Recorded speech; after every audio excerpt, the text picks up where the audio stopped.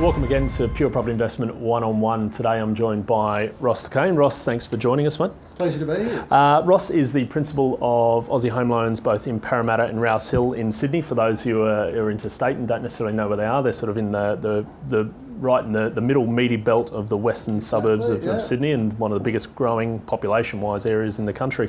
Not really the topic of what we want to discuss today, but what it probably more so is topical on is the fact that obviously as investment property buyers agents and buyers advocates for owner-occupiers ourselves, one thing we see quite often is investors or home buyers ready to go shopping, or potentially have already signed a contract sometimes even, and not having their finance aligned. So one thing I probably want to hopefully discuss with yourself, and things that you might be able to advise our viewers on, is how can an investor or a home buyer be best prepared to make sure that they're ready to sign a contract financially? Yeah, that's a great question, Paul. So, for the viewers, I guess, one of the most important things is to be finance ready. So what do we mean by being finance ready? So finance ready means to have a pre-approval in place. So by the time you talk to Paul and his team, that you've got your finance in place ready to go out and purchase.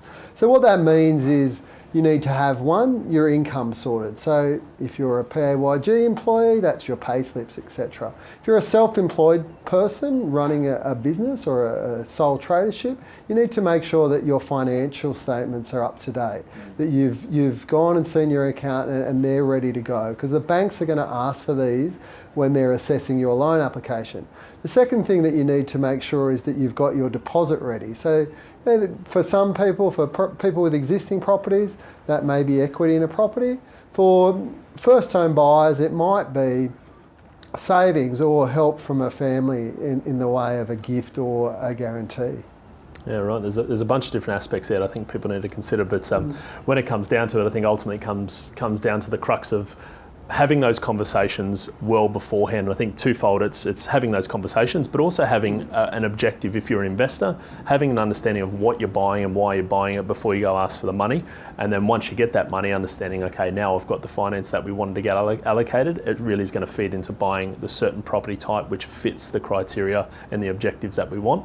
Or if you're an owner-occupier, really understanding what your borrowing capacity is, because no doubt there's plenty of people who go shopping and come to talk to you, they're about to go to an auction tomorrow, or give it 3 days from now on a Saturday, and they say, I want to buy this property, it's $1.6 million, and you say, well, hang on a second, let's just make sure that you can get that money ready to go. And especially in this environment, Paul, it's a great question, because the market is changing on a week-to-week basis, and lenders are tightening how much they will lend and putting different buffers in place because of the APRA requirements. So it is really important that you do speak to your mortgage broker and you do look after your borrowing capacity, that's for sure. Great insights, and I think the key for that too, for all our viewers, is making sure that you have discussions with your broker well beforehand, and it's vital, along with probably your accountant, your buyer's agent, and potentially financial planner as well. So if you do want to get in touch with Ross or anyone from his team, feel free to give him a call. His contact details are at the bottom of the screen.